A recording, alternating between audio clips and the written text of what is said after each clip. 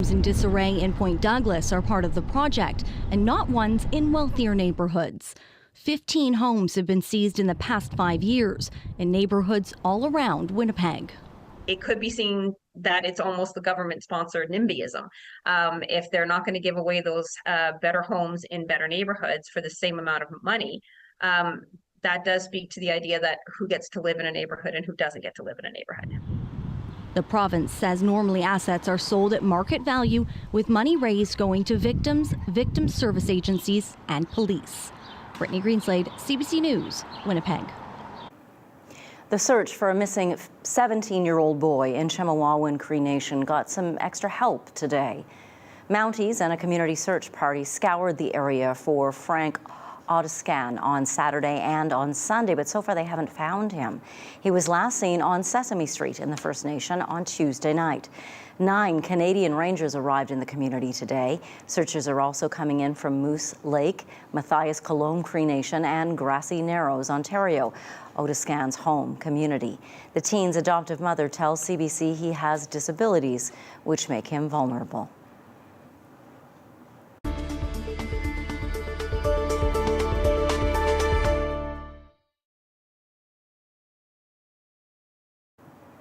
We learn more today about a question that surfaced last week. How could Jim McCrae, someone who denies the harms of residential schools, be given a provincial government appointment? Today, the Justice Minister says McCrae was vetted, but it likely happened too long ago. The CBC's Ian Fraser joins us now live from the newsroom with more on this and other stories from the legislature today. So, Ian, first, when exactly was Jim McCrae vetted?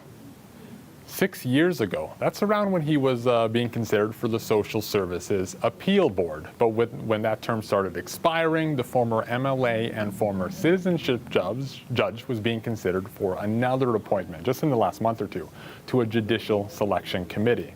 That's when Gerson says McCrae's controversial opinion should have come up. And he should have been re-vetted, but I suspect what happened was because he'd been on a board for a long time, that didn't happen. So I think it did point out a deficiency, and I think it'll be corrected. McCrae resigned last week when his opinions started becoming well known. He's written articles where he said the number of deaths at residential schools have been inflated, and that these schools aren't as bad as survivors are saying. Now, on another note, this legislative session wraps up Thursday. MLAs are slated to pass more private members in this session alone than in any other in the past 30 years, maybe ever. So what's changed, Ian? What's different about this session? Well, according to Calvin Gerson, who's also the Tory House leader, he says he met with the House leaders from the other parties to talk, and they kept talking. 15 private members' bills are slated to pass. That could indeed be a record. Private member bills, of course, are introduced by government backbenchers and opposition MLAs. Here's some of the highlights of those bills. Bill 235 from the PCs. This will give time off work for families experiencing a stillbirth or miscarriage. Bill 204 from the NDP, specialty license plates to raise money for missing and murdered Indigenous women and girls. Bill 241, also from the NDP. This would mandate anti-racism training for civil servants. And Bill 238 from the Liberals. This will make personal care homes, they will have to make critical incidents public in which residents are harmed. The NDP suggests the government is being collaborative now because an election is coming. Been the House leader for 6 years, and I've never seen the government this willing to come to the table to negotiate any bills. I can tell you, as someone that's been in this position for a long time, it's been like pulling teeth. And we have really good bills. Also today, Speaker Myrna Dreger ruled on the NDP's complaint that PC MLA Wayne Owasco made a racially insensitive comment when he compared NDP leader Wab Kinew with Indigenous actor Adam Beach. The Speaker says the comment did not break House rules, but they were misguided and hurtful. Janet. Thank you, Ian. That's the CBC's Ian Fraser reporting live from the newsroom tonight. Robert Falcon-Ouellette is running for office once again. The former Liberal MP and two-time Winnipeg mayoral candidate is now seeking the provincial Liberal nomination for Southdale. Ouellette lives just south of that Winnipeg constituency. He would face off against Audrey Gordon, the Progressive Conservative Health Minister. Renee Cable will be running there for the NDP. The provincial election is slated for October 3rd.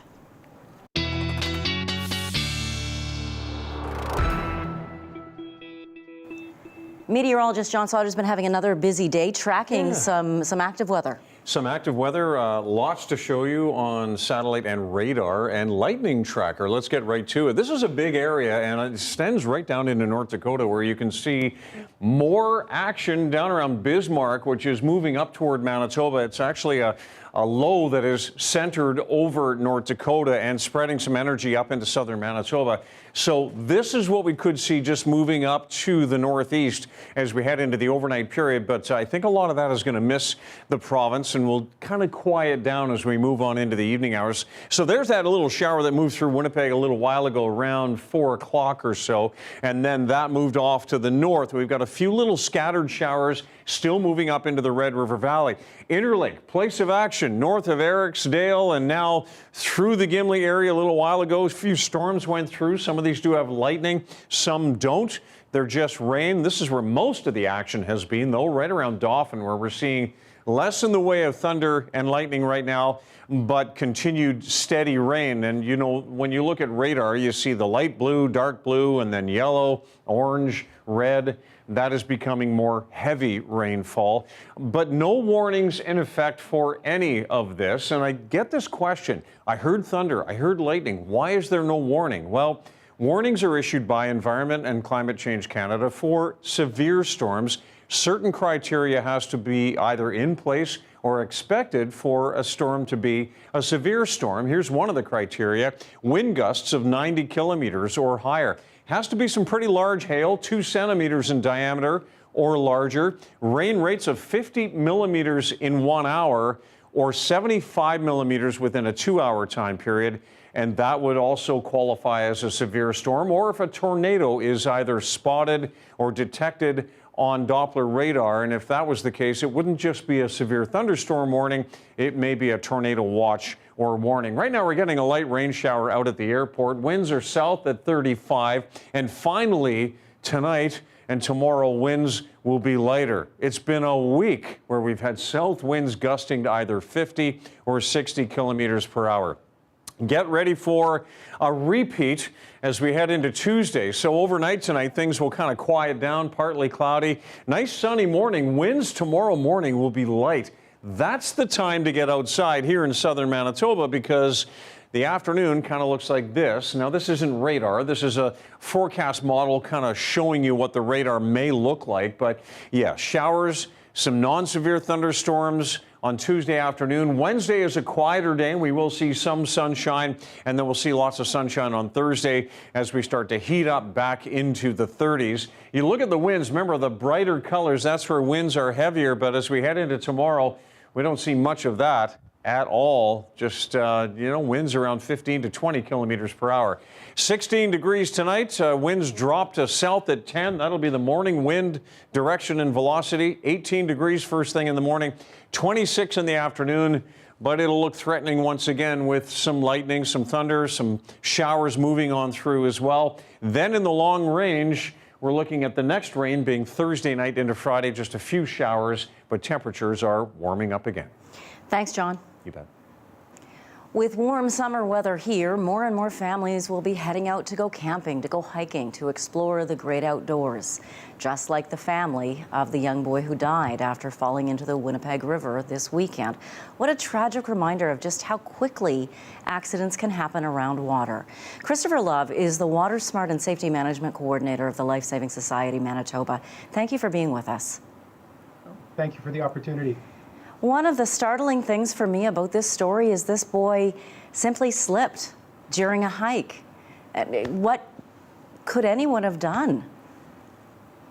I mean, I don't know all the specifics of this case. Certainly, we're getting some reports of that, so I really can't comment about the specific circumstances. But Surprisingly for many people, it's actually incredibly common that people end up in trouble when they didn't even intend to go in the water. Our ongoing drowning research shows year on year that approximately 70% of all drowning fatalities we see in Canada are of individuals that they had no plan to get wet in the first place when the incident happened. And so that's people hiking. It can be people riding in a boat and not intending to go swimming, but they somehow go overboard.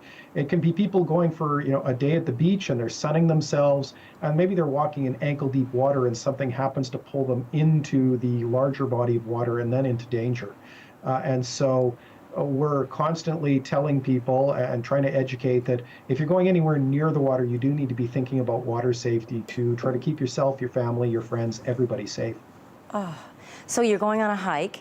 Is there something you should bring with you? Is there something, I'm just trying to think of how you could possibly be prepared for something like this.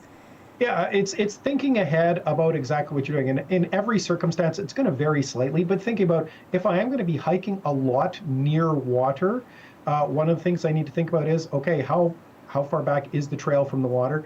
Do I maybe actually need to be wearing a life jacket while I'm hiking along that stretch? And if you're worried about weight and everything, there are very compact inflatable models that you can buy nowadays. Those may provide some assistance. It may be planning in advance of, we're already carrying a lot of hiking gear, but things like, okay, I'm going to bring a rescue aid. I'm going to bring a throw bag so that if one member of the party does go into the water, we've got something we can use to immediately deploy to rescue them with. It may be just training in advance, thinking about, okay, if I end up in the water, what am I going to do to stay safe? And so we know for swift water areas, areas with a current, things like if you fall in, trying to make yourself float on your back, floating feet first as you go downstream, so that if you hit any rocks or anything like that, you're hitting with your feet, not your head, so you don't get knocked out. And another big one is don't fight the current. If you're trying to scramble back to shore by fighting against that current, you're going to tire yourself out and end up in even more trouble. Let the current take you, figure out where it is safe to go, and then go on a diagonal using the current to get you to that point of safety. One thing we've heard from the family is, they felt terrible because none of them were strong swimmers. Would jumping in after the boy necessarily have been recommended? No, generally speaking, we do not recommend if you see someone in trouble in the water, unless you've taken rescue training, we don't recommend jumping in because that can lead to, unfortunately, cases where we end up with more than one victim. Or we have had some tragic cases where rescuers have jumped in. They have managed to save somebody from the water, but then unfortunately have ended up drowning themselves. And so the safest course of action is call for help, call for that professional assistance at 911. But figure out a way that you can provide support to that individual in water. It might be yelling at them, encouraging them to float. It may be finding something that floats. So if you're going for a picnic by the lake, for example, maybe it means grabbing the lid off your cooler and tossing that out to them so they can grab on and float at the surface. And if they can hold on and float, that may be enough assistance until professional rescuers arrive to do the rest of what needs to be done. It could be reaching out a tree branch. It could be throwing a rope if you've got a rope for your camping trip, for setting up your tent, that allows you to stay on shore and gives you some distance so you can pull the person in. Christopher Love from the Life Saving Society Manitoba, thank you so much for your time today. Thank you. That wildfire is still burning out of control near Halifax. Thousands of people have been forced to flee and homes have been lost to the flames. We'll bring you the latest after the break.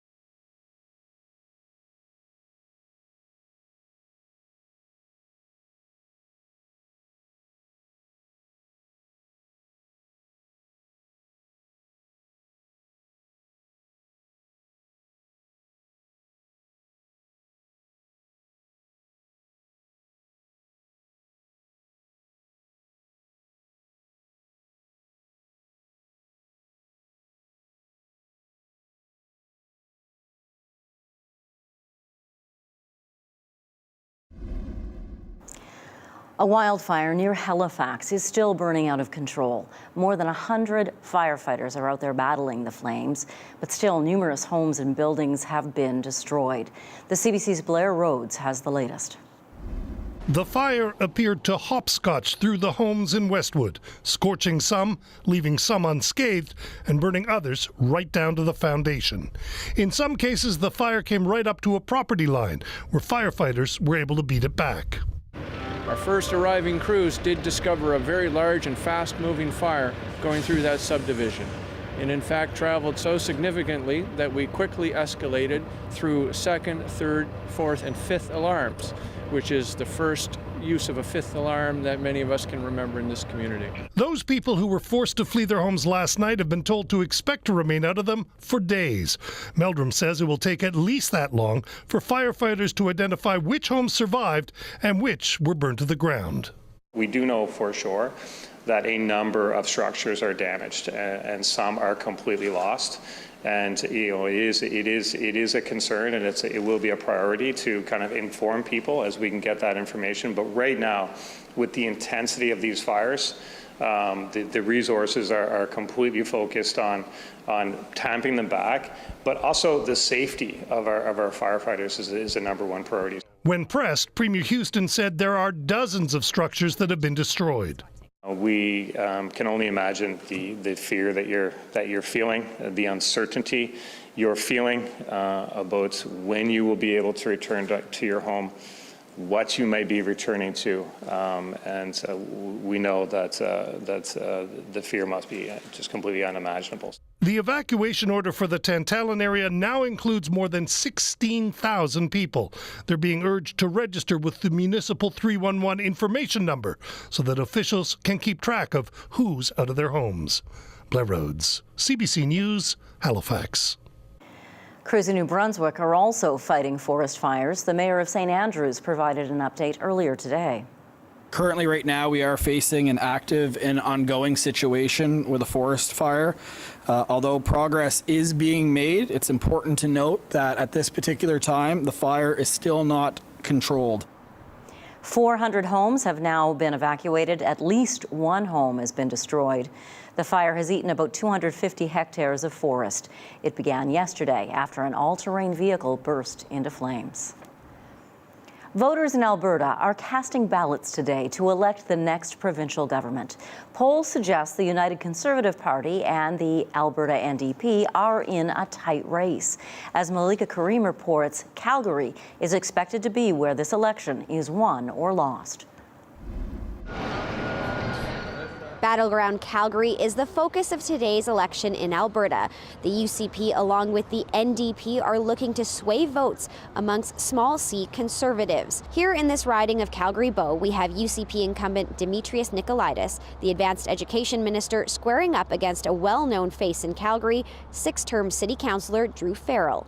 CBC pollster Janet Brown on what her research showed about voters in Alberta. We're calling this a close election, but out of 87 seats, it's really not close in about 67 of them. It's a close election in 20 seats. So we're really going to zero in on those seats that are mostly in Calgary, and we're going to be looking to see whether, which party can get their vote out.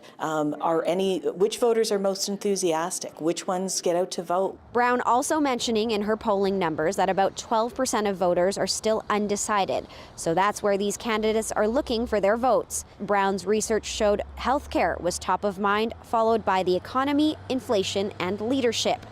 With trust in the government elected being one of the key issues, one former political columnist weighing in on how heavily this will matter for voters. They're both promising to do better on the economy. They're both promising jobs. Yes, the UCP is spending $68 billion. The NDP would be spending just as much if they were in power. So it becomes an issue of who do you trust to become the premier and run this province? And that, I think, is sort of the ballot box question put into one single issue. Polling stations in Alberta are open until 8 p.m. tonight. Malika Karim, CBC News, Calgary. The federal government is enhancing supports for Indigenous victims and survivors of crime. Federal Minister of Justice David Lametti says Ottawa will spend more than $95 million over 5 years and another $20 million annually on an ongoing basis. He says this new funding will help bring culturally safe supports to remote areas. We need for people to be able to have increased safety and protection, improve access to justice, respect rights, and support healing from the aftermath of harm and victimization. And the new ways should be Indigenous-led, sustainable, and responsive. Indigenous agencies and organizations know what they need from the justice system and what they need to assist victims in their healing journey. So this simply is the best way forward in supporting First Nations, Inuit, and Métis victims and survivors of crime. To all victims and survivors, you deserve to know that these important programs will be there for as long as you need them. The funding will help families get information about their missing or murdered loved ones from official channels, correction staff, police, prosecutors, coroners, health and social services, and child protection agencies. Hilda Anderson-Pierce is chair of the National Family and Survivors Circle. She says more is needed to address the root causes of violence against Indigenous people. I think the funding is a major step in the right direction, but we all know that it's not enough, that we will need a lot more funding, to address the systemic and structural racism, that perpetuates the violence that we experience. So I think today's announcement is an important step in the right direction, but we know that we will require additional funding to be able to provide the adequate supports and resources that are so desperately needed on the ground. But I, commend the ministers for making the announcement today and, committing the money that's so desperately needed. The government has so far only spent a fraction of the $724.1 million earmarked back in 2021 to fight gender-based violence against Indigenous women and girls. An investigation is underway near Hamilton, Ontario, after a fatal shooting Saturday. Police say a man and woman in their 20s were shot and killed by their landlord after a dispute. Hours later, the landlord died after a standoff with officers. CBC's Greg Ross has the latest from Stony Creek. Hamilton police have still not identified the young couple who were killed at this home on Saturday night. Detectives want to first meet with their families. This is a devastating situation for them, and they need some time. They need some time, they need some space. They're grieving.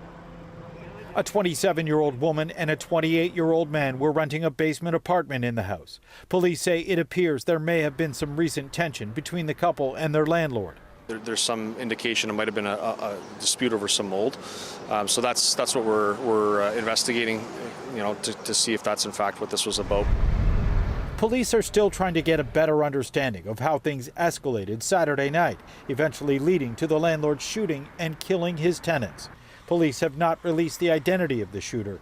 Property records show the home is owned by Terry Gerald Brecka, who is well known to his neighbors. He wasn't the friendliest kind of person. Joanne and Tony Greenlee have lived next door for 16 years. They did not have a good relationship with their neighbor. I tried my best to ignore him. Joanne was home alone on Saturday night and heard the gunshots. It sounded like it was in my house. That's how loud it was, eh? My quickest thing, I thought, right, I'm going down to the ground. That's it, because my living room has a bunch of windows. They had not met the young couple that rented the basement. I never knew them, but I heard about it, and I just feel terrible what happened. In addition to the homicide investigation that is going on here, the Special Investigations Unit is also on scene. They're called in anytime there is a death involving officers, and they're investigating what happened between police and the landlord during that standoff on Saturday night. Greg Ross, CBC News, Stony Creek. Russia launched a rare daylight attack on Kyiv today.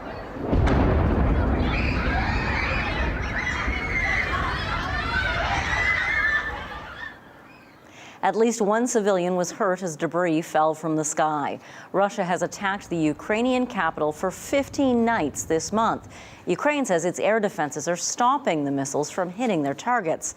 Meanwhile, an aide to Ukraine's president tweeted today about a possible post-war settlement. He said a demilitarized zone of at least 100 kilometers should be established inside Russia along the border with Ukraine. The European Union's top diplomat said he believes Russia will only be willing to negotiate if it wins the war. As a small child, Basma Hamid's face was severely burned. For years, she struggled to find the right makeup to camouflage her scars. Finally, she created her own cosmetics line, and now she's got the attention of beauty giant Sephora. Sophia Harris has her story. Right now, we have shade 33. For Basma Hamid, it's still sinking in. Her 40-shade foundation, called Basma, is selling at beauty giant Sephora. I'm still in disbelief. I mean, growing up, I didn't see anybody that looked like me, that was, that owned a beauty brand, that was Middle Eastern, that was a burn survivor. At the age of 2 in her native country, Iraq, Hamid's face was burned in a kitchen accident.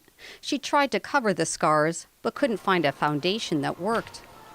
I always struggled even finding my shade, so that's why I made sure I launched my brand with 40 different colors. We want to make sure that everybody feels included. I use Natural Wonder oil-free makeup. In the past, the beauty industry has been criticized for not being inclusive. Now, that's changing. You should be accepted as you are. Last week, Hamid took part in a Sephora-hosted discussion panel on diversity in the beauty industry. Sephora partnered with Hamid as part of its commitment to sell more brands with diverse owners. She is at the core of all we're trying to accomplish. It's critical that we are truly reflecting the community we represent. Still, Hamid faces challenges, such as stiff competition. You want more. Pop star Rihanna's foundation now boasts more than 50 shades. Shade 001 right here. There's also criticism from a beauty blogger that Hamid's darkest shade isn't dark enough. Companies should make our shade. I have a hard time finding foundation.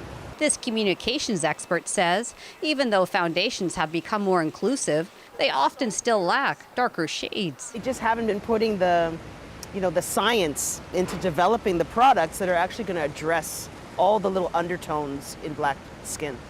In response to the complaint, Hamid spent more than 2 months developing 2 deeper shades. I don't want anybody to feel like they're left out. Hamid says customer feedback will guide her brand because everyone should be able to find their match. Sophia Harris, CBC News, Toronto. It's Broadway's first ever all-Filipino cast, and they're going to take to the stage this summer.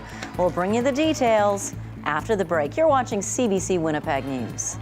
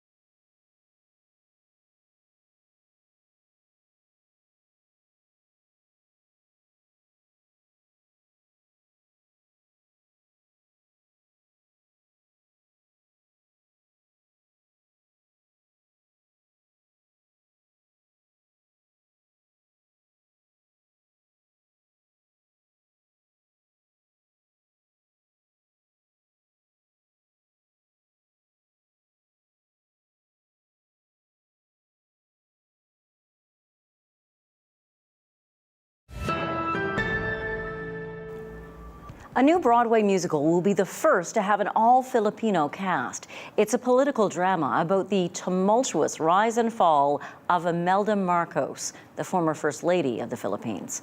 Chris Reyes reports. From the first introduction of Here Lies Love, the atmosphere was downright fam jam.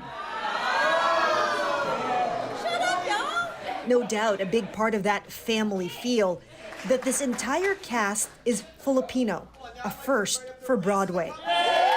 Here Lies Love opened off-Broadway in 2013, but not with this historic casting. Tony winner Lea Salonga, Broadway's biggest Filipino star, is both acting and producing on the show. She helped with finding all that Filipino talent. I need a minute to process this because it's never been seen before. It's kind of unprecedented. So it's something that I felt incredibly proud of. Salonga was cast as the original Miss Saigon more than 30 years ago, playing a Vietnamese girl. She knows too well that roles for Filipino actors on Broadway have been limited. I was in for a rude awakening when I was told that I couldn't audition for certain shows because of my racial background. That experience echoed by the rest of the cast. For them, this show is overdue. Why did it take this long? It's about time. I wonder what your reaction to it is. I'm the same way. Here Lies Love was conceived by musicians David Byrne and Fatboy Slim and writer Alex Timbers. But it is a Filipino story, a disco-themed musical about former Philippines First Lady Imelda Marcos, wife of the late dictator Ferdinand Marcos, and their rise and fall from power. This is the first time I'm getting to play my own heritage, so I feel like I don't have to hide. I feel like I don't have to pretend to be somebody that I'm not. While the show is being celebrated for making history, some critics have called it a too glossy retelling of the Marcoses' violent and criminal past. We're showing the party that the Marcoses had for 20 years, but we're also telling a story about how the hangover happened after that party, after they switched the lights on in the disco. Despite the controversies, for now, this cast is celebrating history and the promise it brings. It's really exciting to see what is now possible. A first for Broadway, but also a blooming of Filipino talent taking center stage. It's more fun where? In the Philippines! Chris Reyes, CBC News, New York. Teams from Canadian Blind Hockey have been traveling the country this year, giving people the chance to try this sport, hockey, for the visually impaired. CBC Charlottetown prepared this report on an introductory session held there and on two of the people behind it.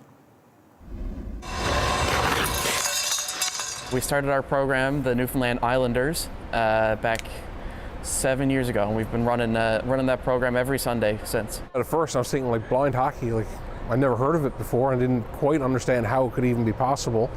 So we talked about it and we said, you know what, let's go find out what it's about. You bring them to the dressing room, they get dressed. You bring them from the dressing room to the ice surface. You put them on the ice surface and it's all second nature to them. And it's, to see these guys on the ice playing the sport that they love is fantastic. Yeah, Gabriel's doing great. Brandon was deemed legally blind at the age of 13. He'd always had vision issues his whole life. So I have tunnel vision, so I have no peripheral vision, but my central vision is still good. So I can read things and see things far away, but I can't see my hand right now. The biggest difference is the adaptive puck. So the puck is 2 to 3 times larger. I can't remember exactly. It's made out of steel, and it has ball bearings inside. And it makes a very, very loud, audible noise that people on the ice who are visually impaired can track it. Well, you girls are doing great. I learned that it's a great experience for people who are visually impaired and blind. It's a great opportunity for everyone to experience hockey in their own way. I don't think there's a lot different. Maybe the nets are a little bit shorter. Hold it like this. Okay. Being blind and visually impaired, especially as a child, can be very scary. It can really drag you down. And honestly, I think blind hockey is just a great opportunity for you to be able to find friends, find companionship, and just be able to play a great sport.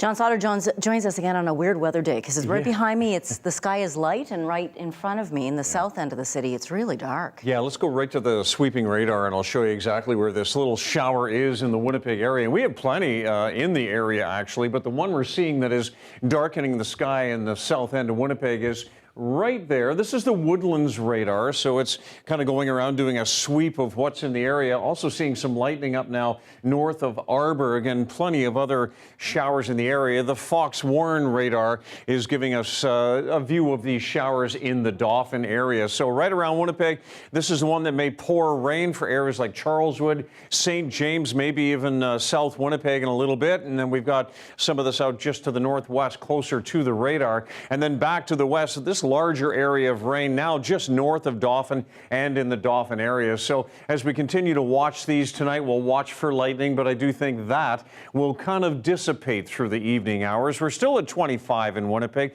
24 in Steinbach, and cooler temperatures near the big lakes and certainly around Dauphin, where we've seen some rain, now at 17 degrees, Kenora at 26 and 28 still in Barons River. Look at the north, 30 in Island Lake, 27 right now in Churchill. Will be a much colder day in Churchill tomorrow. Mid-20s for Thompson and the rest of the western sections of northern Manitoba. So there's the heavier cloud to the north of us out over Saskatchewan, and the cloud we see in southern Manitoba is giving up the rain, and it'll kind of move over into the Kenora, Red Lake areas as we move into the night. Tonight, lows in the mid-teens. A chance of thunderstorms with that. Most of what we're seeing here is going to just be in the evening hours and then partly cloudy skies overnight. So yeah, you'll see that in the icon here, some showers and thunderstorms, but those are mostly again in the evening, and then overnight things really settle down. Same with the north, where we've got a chance for evening showers or storms in the west, also around Thompson. Churchill, a chance of an evening shower or storm, and then going down to 1, a high of only 4 tomorrow. Mid-20s for Thompson. Norway House, still a chance of a showers around Norway House, occasional showers in Island Lake, and mid to upper 20s in the west with plenty of sunshine.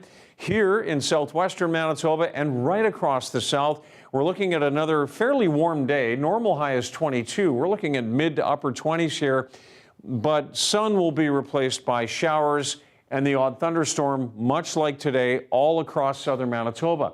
26 in Winnipeg, just 17 though in Barons River, and out into northwestern Ontario, 22 in Kenora, but 27 in Red Lake.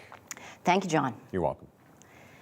Killer whales off the coast of Spain are getting physical, ramming boats. The CBC's Renee Filippone explains.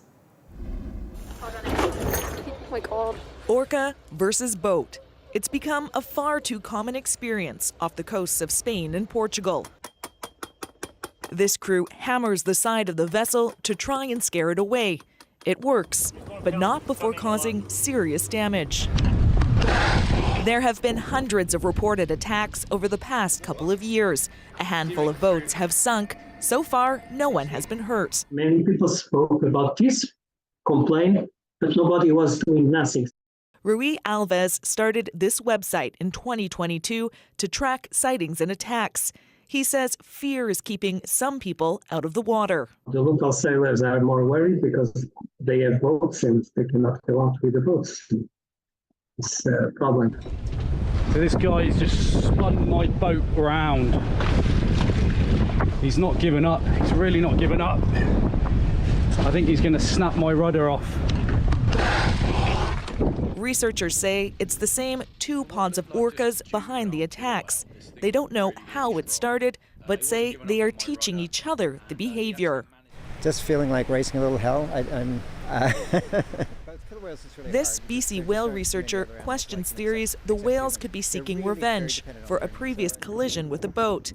He says it may be much more simple. I suspect it's just play behavior, and sometimes they get a bit carried away. Pushing on the rudder of a boat, getting this satisfying snap sound, then having the boat go around in circles for a while. It's got to be pretty fun for the whales, and pretty terrifying for the people on the boats, obviously. Either way, it's become a serious issue with concerns people or orcas will get hurt. The authorities are urging people to stay away from the whales. with experts saying it's possible they may just tire of this destructive behavior. Renee Filipponi, CBC News, Vancouver.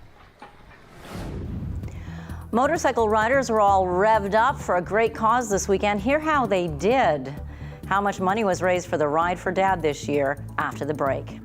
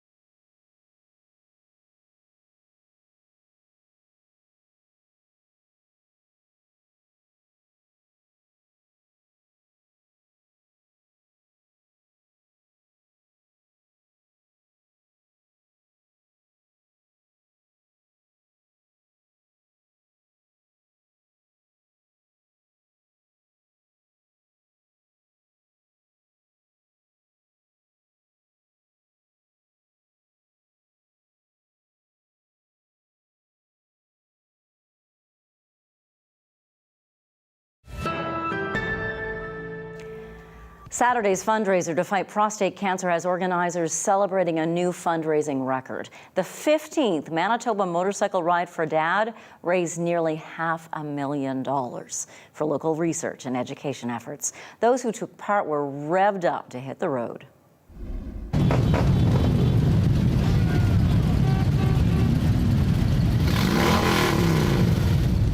I'm here for the Ride for Dad. It's a fantastic cause. Everybody knows somebody who's been affected by prostate cancer, and so I'm a huge supporter. We start out here and we go down Portage Avenue, and then we take the perimeter and head up to Selkirk, the rec center there for its first checkpoint. And then from there it's Winnipeg Beach, and then on to Gimli, and then back. We enjoy the ride, and it's all for a good cause, and makes people pay attention to the cause, so it's good. Well, it's nice to to come out and support a very good cause. And we try to do it every year. Well, my dad, he had prostate cancer, and with all the support of the family and the people in the hospital, he got really good. So he did fight that. It's a great thing that they do every year. Parts of the Assiniboine River shoreline are now much cleaner. Assiniboine Park hosted a cleanup Sunday, inviting Winnipeggers of all ages to don a pair of gloves, grab a garbage bag, and clean up winter's mess. More than 100 people came out to clean up everything from litter to shopping carts. This is an event, the Shoreline Cleanup, that is associated with the Ocean-wide Great Shoreline Cleanup. And every year now, we've had an opportunity to participate in this cleanup since 2020. And our opportunity to clean the park and defer waste from the river system has provided us plenty of opportunity to clean up the park and also enjoy the day at the same time. It's a good thing for the environment to go and do nature a deed and pick up all the trash that's around this place. And sometimes you also find like treasure on the ground, not only trash. So we like to find interesting things and also help the environment. For them to get a sense of stewardship and to participate in community stuff is important, and it's stuff we like to do together. We use this park all of the time as Winnipeggers. It's just such a beautiful place to go all summer long, all year long, and it's part of our responsibility, I feel, to kind of come and help out clean up the park. And seeing things like that, which we can't even get to, makes me really sad. We're polluting our waters, we're polluting our earth. We want to make sure to leave this world better than we, came, right? So I think that that's the goal here today. It's a great way to clean up the park and enjoy it at the same time, but also teach people that you want to leave behind nothing. So you come and enjoy the beautiful environment and the nature that's within the park, but leave either with the contents that you've brought, or make sure that it is being recycled or put into the garbage containers in an appropriate way. John's 7-day forecast and your daily lift still to come. Stay with us.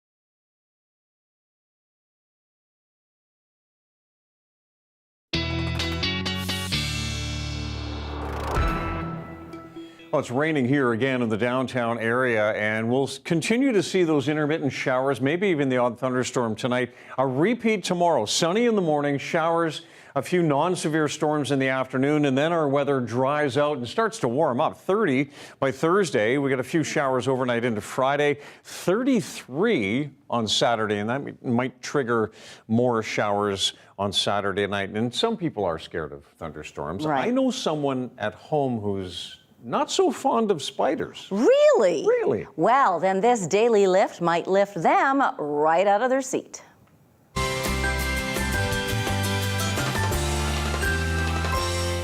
this time, a little bit slower. Actually, that was faster. Sorry. Visitors to the London Zoo got a chance to face their fears this weekend. This is the Friendly Spider program, designed to help people get over their fear of spiders. People react differently to spiders, from being slightly scared to almost paralyzed with fear. Participants are taught to stop getting scared of spiders, that they're really not evil or bad or ugh. The London Zoo is celebrating 30 years of running this program, and officials say they've seen a 90% success rate. Oh my gosh, what's she holding there? Wow. On Friday, we showed the snakes at Narcissus, and I'd be reacting like that person at home. Yeah, my person at home would not go to that. Do you think that person is still watching? Yeah, no, probably not. No. Good night. Good night.